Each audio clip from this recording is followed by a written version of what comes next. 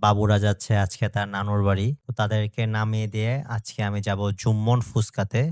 নামটা আপনারা অবশ্যই শুনেছেন। খুবই পরিচিত একটি নাম। বাবুদেরকে বিদায় দিয়ে আমার দেখা হয়েছে আমির ভাইয়ের সাথে। এখন আমরা যাচ্ছি আমির ভাইয়ের বাসায়।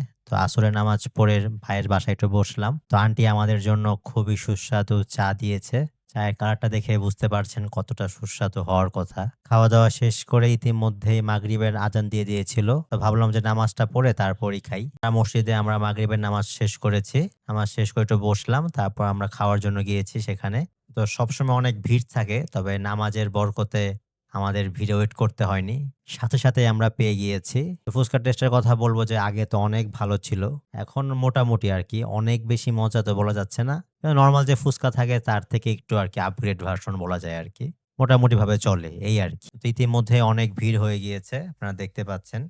তো খাওয়া শেষ করে আমি বাসার দিকে যাচ্ছিলাম। তো ভাবলাম যে বাসায় আম্মুর জন্য কিছু নিয়ে যাই। তো আম্মুর জন্য ফুচকাটি পার্সেল নিয়েছি এবং চা দিয়ে খাওয়ার জন্য টোস্ট বিস্কুটও সাথে নিয়েছি। টোস্টটা নিয়েছি আনন্দ থেকে এবং এটা হচ্ছে সাত রোজা। আপনারা তো অনেকেই চিনেন সাত রোজা মাজার হিসেবে। তো আজকের ভিডিও এ পর্যন্তই। দেখা হবে পরবর্তী ভিডিওতে। আসসালামু আলাইকুম সবাইকে।